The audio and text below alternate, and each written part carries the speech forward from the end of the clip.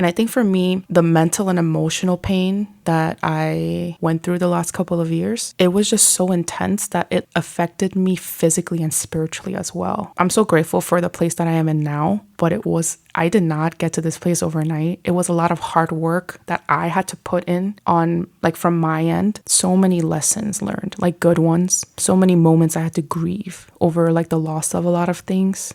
So many realizations. I had people who walked with me through the pain, including you. But there are definitely also moments where I felt like people who were supposed to help during the process almost did more damage than help. What are some of the things that you would say caused you pain? Like, can you share a little bit about that?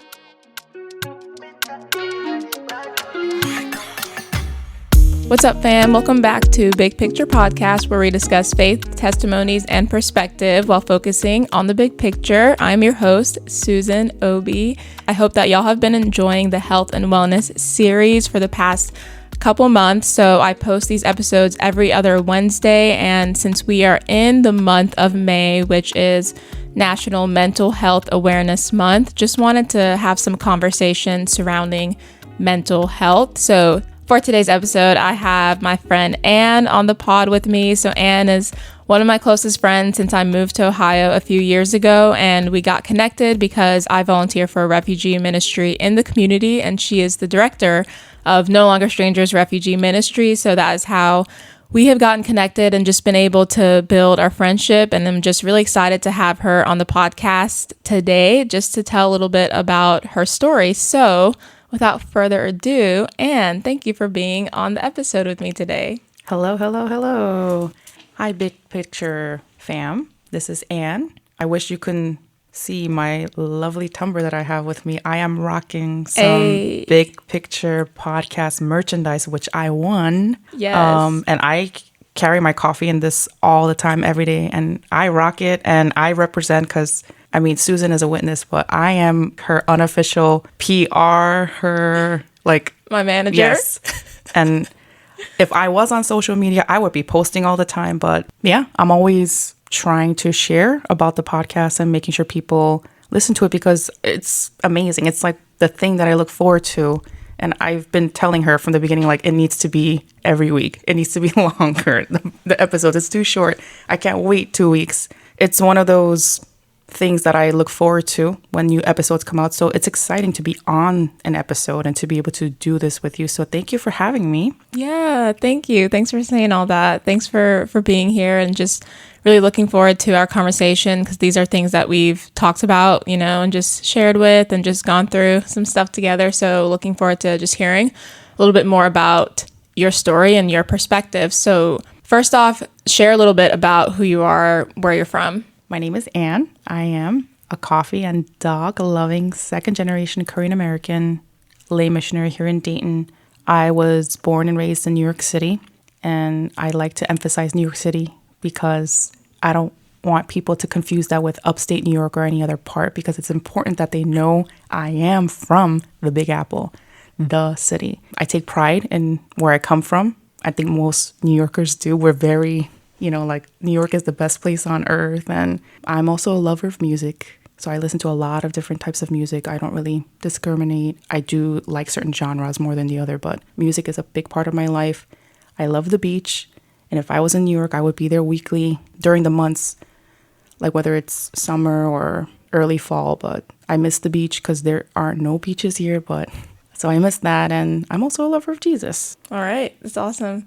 So you moved to Ohio. Clearly you're here. So can you talk a little bit about what inspired the move to Ohio, how long you've been here, and how that's been so far?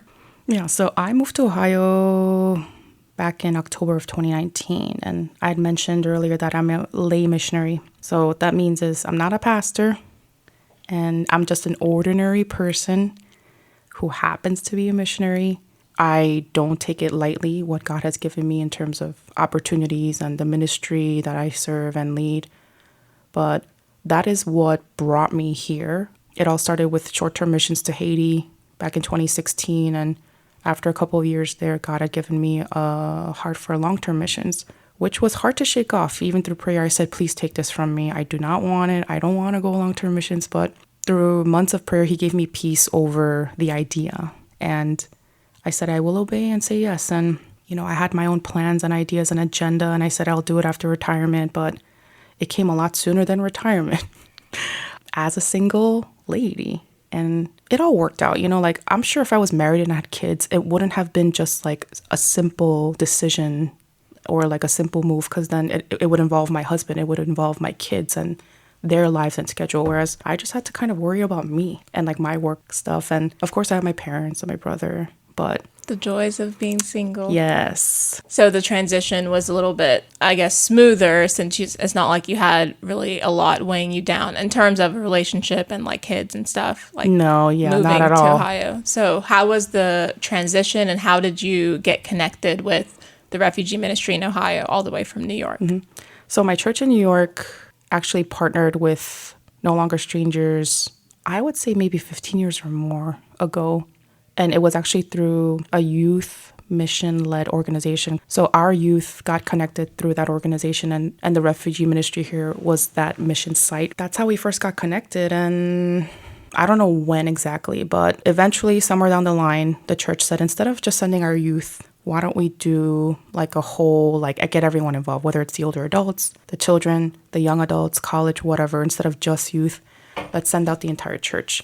They started at that point sending out like multiple teams in the summer. It wasn't just like a 1 week thing. And that's how the church first got engaged or partnered with No Longer Strangers. And then the founders, after a couple of years, said, it's a blessing and it's great that we have these summer teams, but would anyone be interested in moving here kind of like permanently or more on like a long-term basis, not once a week summer type of thing, to help us and walk alongside, with us, because it's a lot of work, the ministry and serving so many people. So I was honestly a little shocked when the church approached me, because I had never been to Dayton. It wasn't on my radar. I had no interest. So I mentioned like Haiti before. So Haiti was like the place. Haiti was the one. And I thought, if God were to ever open up opportunities for me, Haiti would be the place. And funny enough, I would also mention it to like the missionary there with his wife who were serving the Haitian community there. I would just jokingly in passing each year that I come, like, would you be okay with me moving here permanently? They're like, you can come anytime. We are ready to like have you and receive you. So whenever you're ready, you can come and you can do this. And I was like, okay, they're open to it. They need me. They want me. So Haiti was the only thing that was like set on my mind. So yeah, but God had his plans, which are always bigger than mine and my agenda. It wasn't the decision to saying yes to him or the obedience in coming here that was hard. It was the waiting. I waited 2 years before I actually made it here. And it was because I was actually supposed to come with like a pastor, his wife and his kids as like a family unit with them. We had stuff going on in the church where they were needed and they couldn't leave it in the way it was. So, and I understood that. It's funny because in the beginning, we were preparing all things together. We were looking for houses that would house all of us. We were thinking about how are we going to things like, and they were even packing things up in boxes. So it was like a real thing. So it's just funny how things just sometimes don't turn out in the way that you plan or anticipate. Mm-hmm. But in the end, it still all works out. This coming October will be where I complete my 5th year here. And it's crazy because when I first moved here, I was like, it's going to be a year-to-year basis thing. I am not going to bury my bones here. And I think because of that mentality, I passed on a lot of opportunities in terms of relationships that I could have made because I just wasn't willing to make the commitment. You mean here in Ohio? Yeah. Because it's not like I really live here for real. Yeah. Yeah. Because it's like, what's the point? If I'm going to leave after a year, or if this is not like a permanent place for me or a place where I plan to stay long term, why bother to make these deep friendships or relationships if I'm just going to be gone? Work itself was busy. Like ministry was busy, especially when I first moved here, because it's like I'm learning and I'm trying to find a rhythm and make sure like I'm doing the job right. I had work as an excuse to drown myself in and say like, it's so busy that like I don't have time for friends. Part of it was true. But I think if I really wanted to make an intentional effort to have a life outside of work, I could have said, I need so-and-so day off. And it was just easier to almost come up with reasons not to get immersed in the community here. Yeah. And I think you're doing that so well now of just work obviously keeps you busy, but now I just see you more getting involved in things outside of work, not just within church, but just with friends and also just different organizations that you're connecting with and all these things that you're doing to just learn more about leadership and about refugees and yeah, just being intentional about building other relationships and going to dinner with people, things like that. So I think that's really cool. And so you talked about moving here to be a missionary, and obviously you've been working with the refugees for 5 years. So could you share a little bit about what do you mean by missionary and what do you do on a day-to-day basis? Why does work keep you so busy? I think I am a little different than your like traditional missionary. With overseas missions, at least, like you have 1 week to like make a difference in your head, right? Whereas I live in a mission field, and I think sometimes I forget because it just becomes like regular work. You almost lose that sense of urgency because it's like you think you have all the time in the world with the people that you serve. Whereas when you're given a week, you're like, oh my gosh, I have to take these opportunities. Whereas like I see these people all the time, and don't get me wrong, it's also a different setting. I think why it's also unique is that I'm not just a missionary in a mission site, but it's also a nonprofit. I'm also a director. So that is very different than like your traditional missionary. I come from a background where I worked in the dental field for close to 10 years before moving here. I have a bachelor's in psychology, which basically isn't getting me anywhere without a master's or a doctorate degree. I have some knowledge, whatever I remember from like my psych classes and labs and whatnot, but I'm not like going door to door knocking on our refugee homes and saying you're going to hell if you don't believe in Jesus. For context, the refugee ministry office, like the office where you work, is basically right next to the neighborhood where a lot of our refugees live. So just wanted to give that context. So basically you're living day to day with the families just all around you. Yes. So yeah. Yeah. So a lot of them are in walking distance. Some of them have moved out to areas where they have to drive, but it's still not a long drive for most of them. I know New York, if you go to Manhattan, Times Square or wherever, people have signs that they hold up and it's like, you're going to hell. Jesus is coming back. Yes, that's probably true. But good luck winning the hearts of these people by instilling fear, anxiety, or using condemnation. Another reason why we're not using that type of approach is we have a very unique, I want to say window, but also opportunity and relationship with the Muslim community within our refugee families. And so a lot of the refugees are from African countries. A lot of them are from North African countries. So we do see a Muslim population. Yes. Even before I came into the picture, it was just years of loving these people, serving them, and just showing them the love and kindness of God and Christ, that their hearts were opened to a ministry that is faith-based. These families know that we are a part of a church, that we do a lot of the things physically inside the church, that we talk about Jesus, that we read the Bible. When we do summer missions with them, it's VBS. It's not regular summer camp where we just do activities. I think what we want to make sure that they know is that our love for them and our ways of serving them is not contingent on whether they convert to Christianity or not, whether they start believing in Jesus or not. And I think it's just the love of Christ that unites us, and they just see that in us and in the volunteers. So what are some things that you do on a day-to-day basis to where you're doing life with the refugee community? So before I took over the position as director, I feel like I definitely had more hands-on, involvement with the families, where I was able to do more door-to-door things, like visit on a regular basis, spend time with them, whether it's having tea or just sitting down to see where they're at and how they're doing and what some of their current needs are. We now have a retired couple who focuses on family visitations. I still get to visit some, especially newer ones, because I want to introduce myself and make sure we represent the organization. And some families still, depending on the need, whether it's because I have the experience or I'm available for the help, I do still visit some families within the week. And it usually ends up becoming it's not just if I have the time, it becomes they'll bring out tea, they'll bring out food. So I think it's those moments where it's not just about getting the work done or getting the help that they need. They really treasure and value you sitting there with them. And that's where like the deeper conversations come out. And that's where you actually find out like what they're going through and what the needs are. Like what their story is. Yes, of like how they came here, what their struggles are. I mean, like trauma, persecution. I mean, I'm pretty sure most of them have some sort of PTSD from the war and things that they were fleeing from. And our kids too, you know. I mean, when I've been visiting more recently for different things, I saw a couple of Sudanese kids on the street while I was visiting some other family. And I happened to have an interpreter with me that day on Sunday last week. I was visiting some families where there was little to no English, and they were just like running across the street while cars are, you know, coming. And she's just like, who are these kids? Like, why does everyone know you? And I was like, they're like, Miss Anne, like, are you going around signing up for summer? I was like, no, sweetie, actually, I'm not. But I will be coming to your house soon for that. But so yeah. Summer's like huge for the kids because it's the highlight. Mission teams come in from different churches and spend time with the kids and do games and food and snacks, and they just look forward to summer. Yeah. I also have like appointments where people come in for different needs, whether it's like paperwork assistance, whether it's like immigration related stuff, whether it's citizenship applications, travel documents, anything with like Medicaid food stamps, honestly, any piece of mail that they need help with, whether it's applying for a job, renewing their housing contract.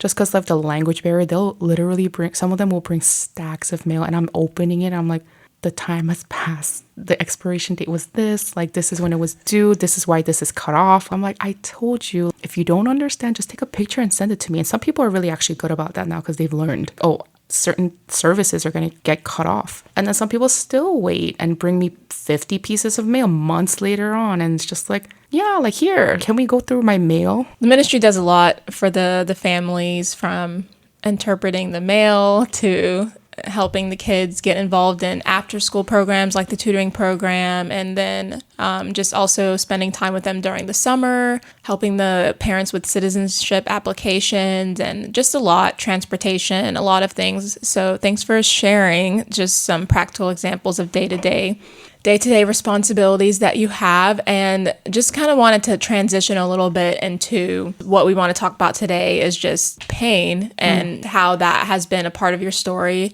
living in Ohio and moving here, and just some things that you've experienced. So would you define, what do you define as pain? So obviously we're talking about mental health. So thinking about emotional pain, mental pain, just going through hard things. How would you define that? And then what has been your experience with pain just in the past few years? When I thought about the word pain, I actually had to think about it because it's easy to talk about it, right?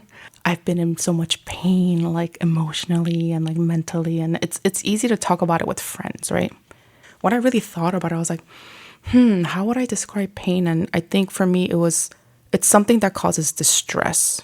And when it comes to emotional and mental, like distress on a different level. I'm not just talking about something just ticked me off or something that irked me in the moment, but pain that's like debilitating, puts you in a place where you're like, you're lost, you are hurting, like an immense level of pain. And I think for me, the mental and emotional pain that I went through the last couple of years, it was just so intense that it affected me physically and spiritually as well. I'm so grateful for the place that I am in now, but I did not get to this place overnight. It was a lot of hard work that I had to put in on, like, from my end. So many lessons learned, like good ones. So many moments I had to grieve over, like the loss of a lot of things. So many realizations. I had people who walked with me through the pain, including you.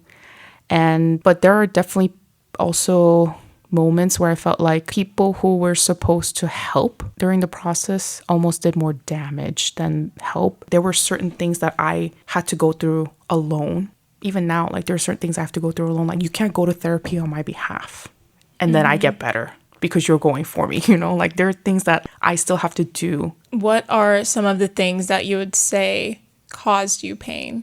Like, can you share a little bit about that? Mm-hmm. My family has always been something that caused me pain. With my family, it's like history of different types of addictions, and we're still dealing with that. My family's not free from the addictions that they're struggling with, and I love my family, and we have our good moments, but I think as a family, there's pain and hurt. And then even within the family unit, we as individuals have pain from different situations, whether it's things that happen in our childhood, more current situations, or things that are just like still ongoing. God has definitely worked in me, although the situation hasn't changed within my family. I mean, we still struggle with our addictions, but he has given me peace. And it's not about changing them, but it's about changing me. So with my family, it's like he's been taking me on a healing journey, and I hope he's doing the same for the others. And I think I always thought this has to be the most painful thing, because it's always been something that's been there since I was a kid. Some of the stuff that we're dealing with as a family, like, it's never just gone away. It's just been like a regular part of our lives. And then I come here and I meet an individual, and the level of pain that I experienced through my relationship with this individual was the most difficult time in my life. It topped what I went through with my family. And I mean, like, family was hard, but this was on a level where, again, like, it was affecting me in ways that it wasn't just like a mental, emotional thing anymore, but like physically, I was like dying. I was breaking down, and spiritually, like, I felt defeated and just broken. And I'm in therapy currently, which has been great. But I mean, it's to work through and still process what all happened and my emotions and feelings. And it's just like incredible how one relationship or one individual turn your world upside down. It's just that when there's certain traits present in a person, and I think especially if it's someone that you may have more than just a surface level relationship with, like some level of closeness, then that can make it even harder to actually deal with that. So this was kind of talked about a little bit in the last episodes with Dr. Lola, just about human behavior and how harmful and painful it can be to walk through certain things with people or feel betrayed and things like that. Yeah. Like you said, it's the behavior and it's the relationship. I think if this person was a nobody off the street and said things to me or treated me a certain way, I'd be like, like it bothered me. Or like maybe I would have a moment where I got like really angry. I would be able to just like move on. When you witness that same type of behavior or words or actions towards others too, it's like, this is not a coincidence anymore. This is how the individual is. And I think for me, I held on to like the good moments that I had with the person, right? But this person was loving. This person did show care. I would try to hold on to those memories and say, everyone makes a mistake. I too played a part in just our relationship where sometimes it was just easier to keep the peace almost for myself too, by just not saying anything back, not disagreeing with the individual.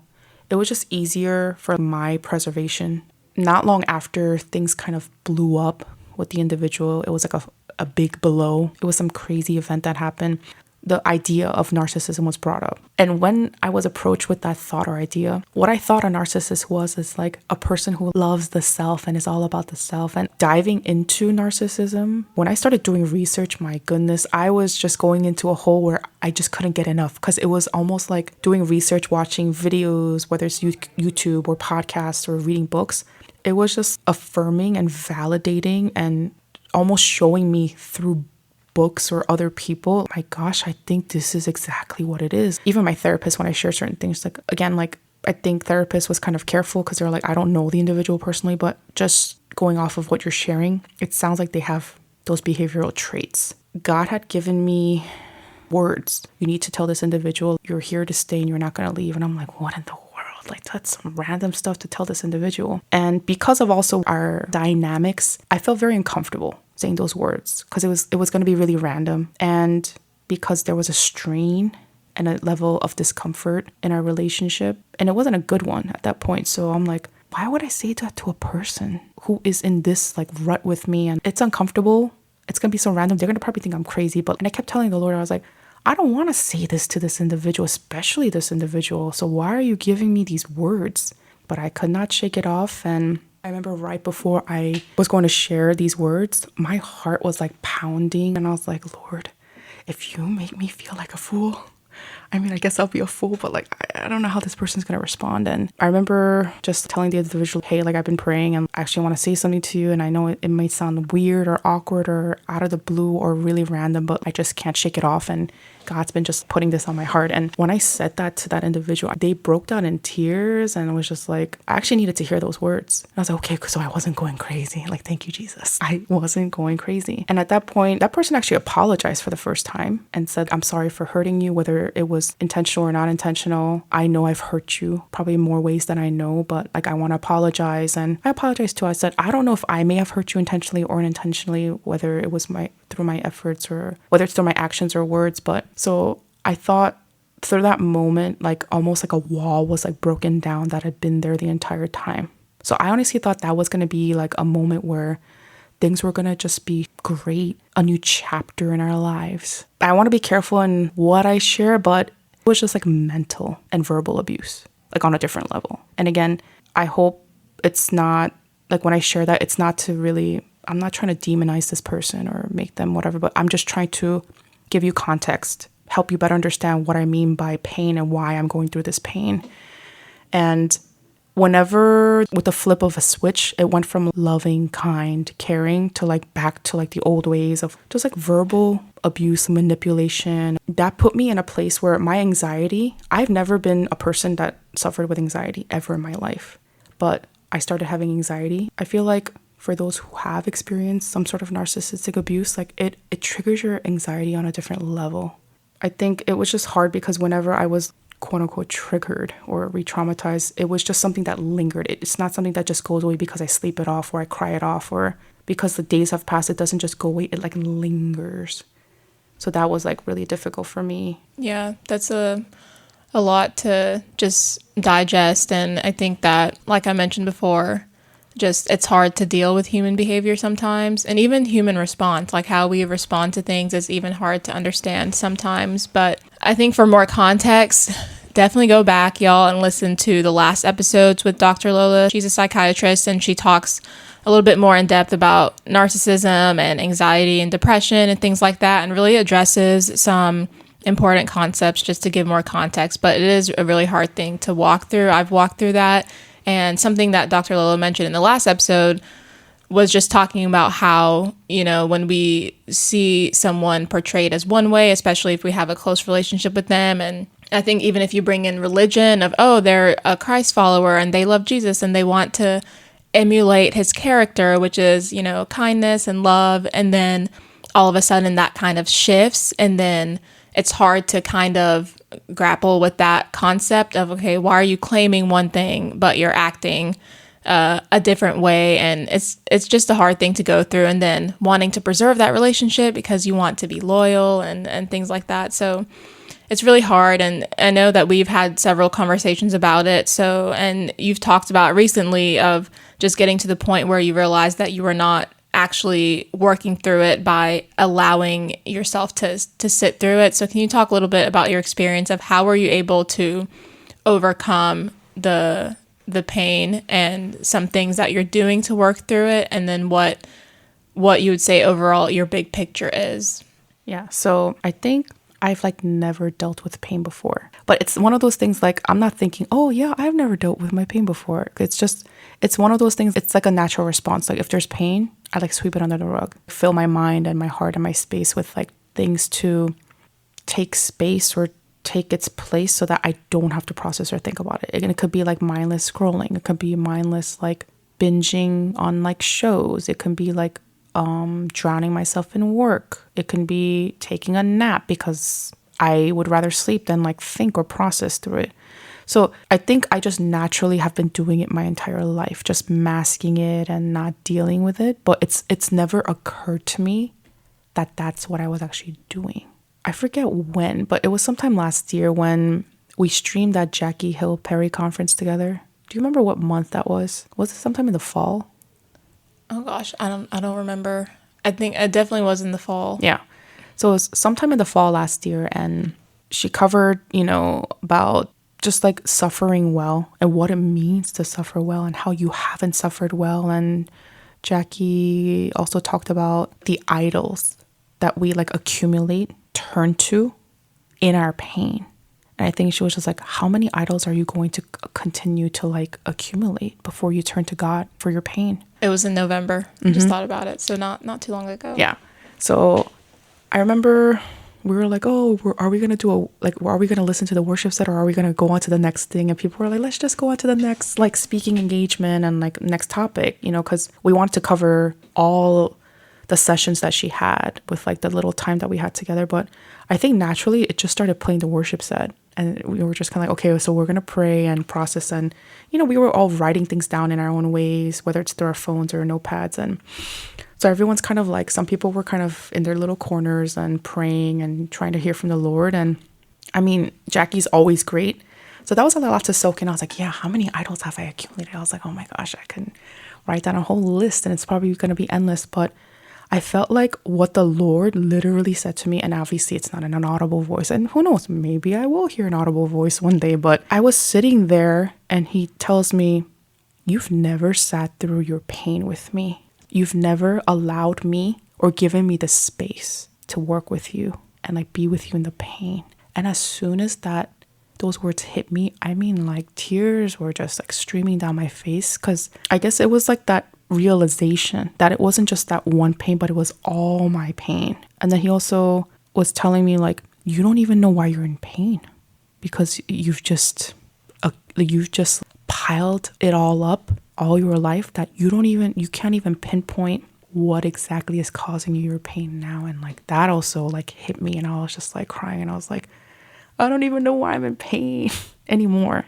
That is not okay. That is not good. And I have to deal with it. But what does that mean? And like, do I want to sit with God through the pain? Do I want to deal with my pain at all? What does that even mean to sit through pain? Like what would you say that practically means, or literally? I think for me, what I meant by that when I was like sharing that, whether it was with our group that night or with other people, like when things happen, right? Whether it's good things or bad things, we have emotions and feelings that come with it, right? Whether it's like celebration of something or someone, an accomplishment, it's disappointment, anger, whether it's sadness, joy. I really struggle with feeling the raw, natural emotions as they come in the present moment, especially when it's negative. And maybe it's because it's too contrasting or almost like opposite emotions. I really struggle with feeling them simultaneously. So I almost would be like, I can't be angry. I can't be filled with sorrow. I can't be filled with grief. And when I shared that with my therapist, she was like, why can't you feel multiple things at the same time? Why can't you love and feel anger towards this person at the same time?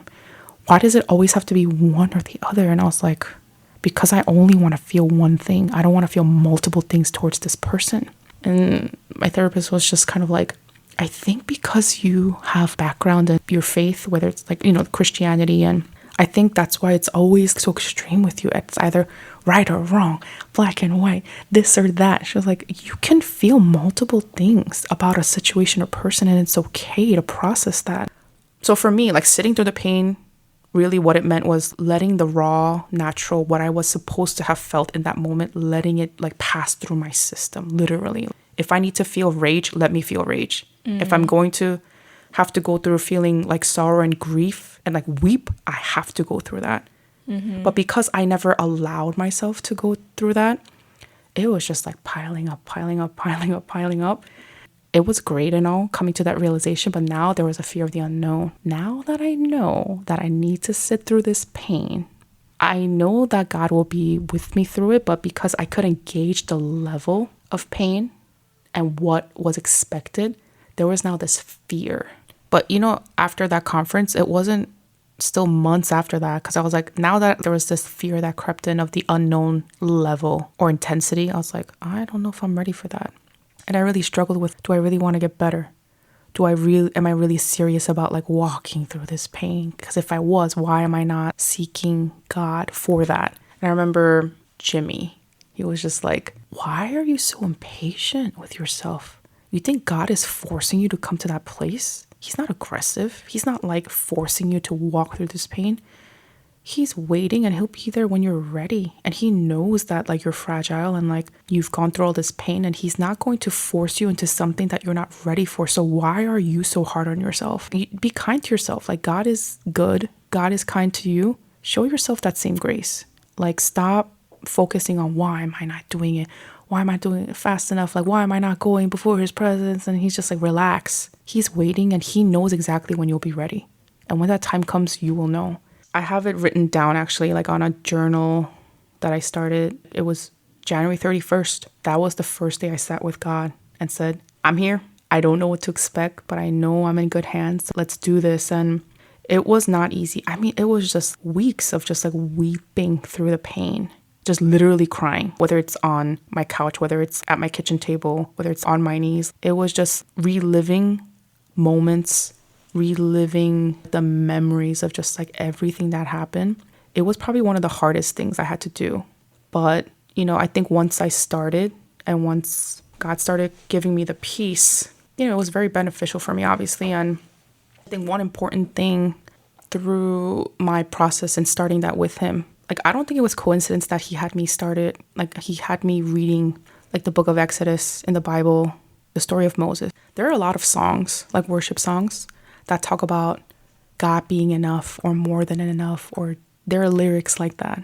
But I could just never relate because God was never enough for me. In times of prayer, like, admit that to him. I'm like, I am sorry, but like, you know my thoughts.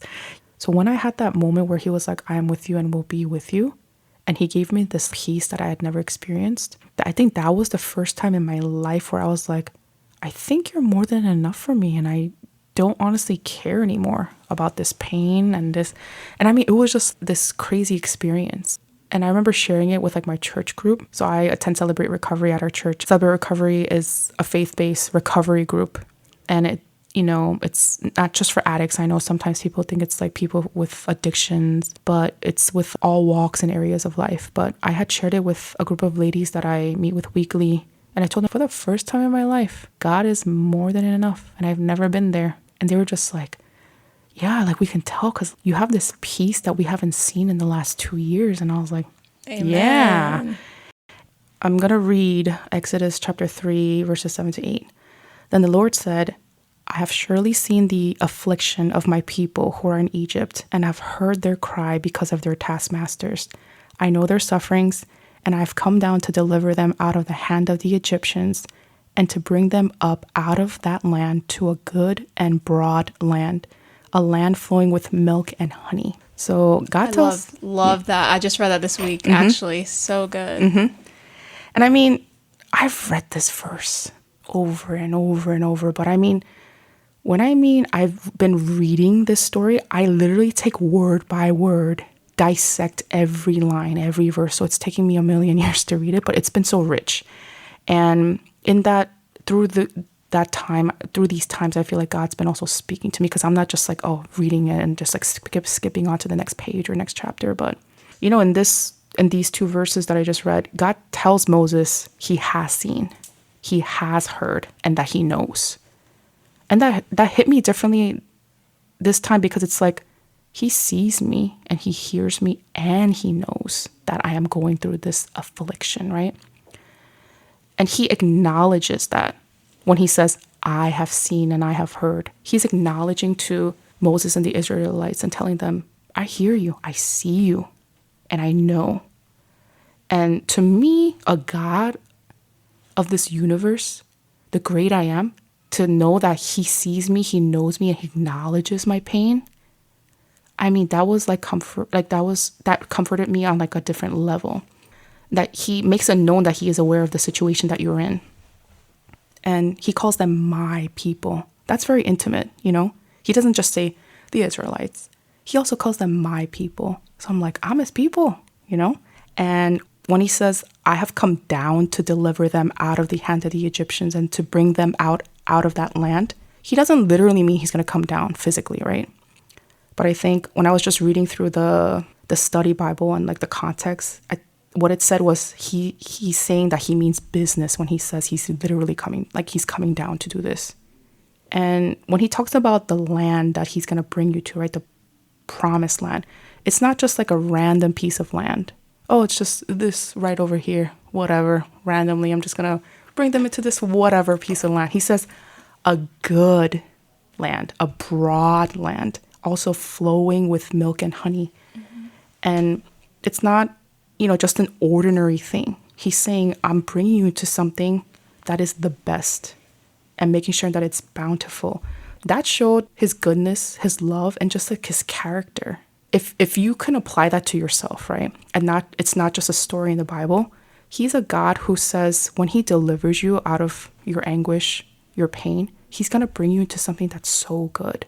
And I mean, I can go on forever talking about the story of Moses and why it resonates so much with me. Even becoming a director of this organization, right? I never dreamt of becoming a director. I said from the beginning, I don't want this job. I don't want to take over any leadership role. Like how Moses kept saying, like, I have a stutter. I can't speak. And he kind of almost shuts him right up. He's like, well, I'm giving you Aaron.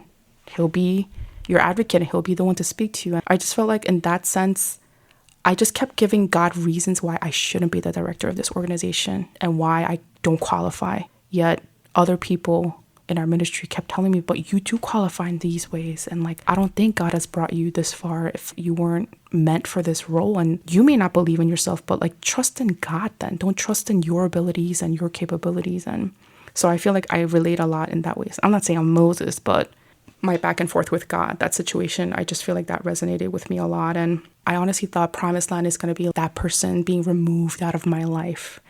But I think what God has also shown me as I've been sitting with him through the pain is that my promised land could just be the peace that he has filled me with. And it's not even about like freedom from this individual or like our relationship, but my promised land is the peace and my relationship and his presence in my life. I think a lot of us sometimes expect and think everything's just going to be fine now that we have God.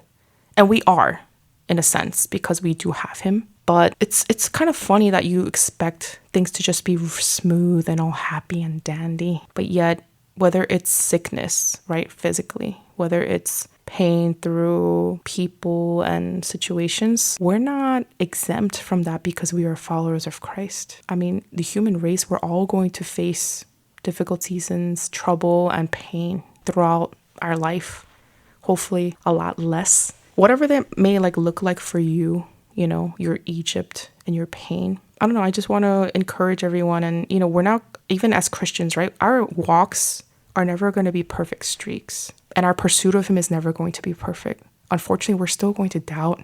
Even after all the promises he's kept, even after all the moments where he's shown up, I know he's with us. And he's already won our battles, right? And I know it's easier to say that when the waves have kind of died down and you're not in the midst of the pain. Big picture is let's continue to trust in God because he is more than able. So that was kind of a play on words.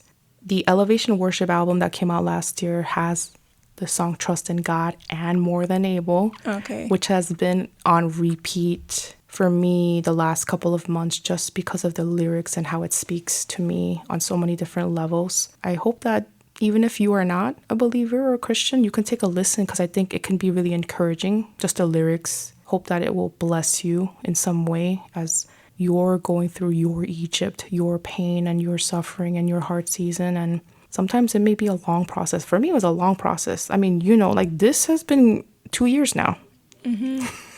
This nonsense has been going on for 2 years. And I don't know, maybe 2 is a number in my, 2 years in the waiting of coming here for the move, 2 years in this nonsense. I don't know, maybe 2 has some sort of significance in my life. I don't know, but. Yeah, that's really, really encouraging. And I think just remembering that, there's going to be hardships in life. And if you just think about scripture, how Jesus said that in this world you'll have trouble. So just knowing that we can go to God with our pain and with our emotions, and we can sit through it. And as you were talking, I was just thinking about so many times, I know for me, if I'm having a feeling that's uncomfortable, whether it's doubt or fear or just anger, I kind of want to do something to get rid of it, like either send a text or call someone or go to sleep or, just something to try to move out of that. But it's good to practice to just let that feeling come and even take that to God and know that God cares, and that even, some people may be listening and not be able to relate to what we're talking about. But God always relates to what we're going through, and whether it seems insignificant or whether it like there's no scale, the Lord is like, I care, and He wants to help us get to the other side of it. So I just really love that passage in Exodus, just a reminder that God's like, I've heard you and I'm coming. And I'm just getting chills just thinking about that, because it's who else cares about us in the way that God does? There's no one. There's no other relationship, family, a marriage, or whatever it is. Like, there's no one that cares for us and knows us the way that God does. So I just love that big picture of just trusting in God and knowing that He's more than able. So thank you for sharing your story with us today, Anne. I think it was just very encouraging and just a reminder that God knows us and He sees us and He cares about us. And thank y'all everyone for listening to today's episode, and that I hope that y'all got something out of it. And once again, if you or a loved one is struggling with a mental illness, please contact the crisis line at 988. So that is the Suicide and Crisis Lifeline, and there is a national hotline for mental health crisis and suicide prevention. Thank y'all for listening, and we'll see y'all in the next episode. Thank you.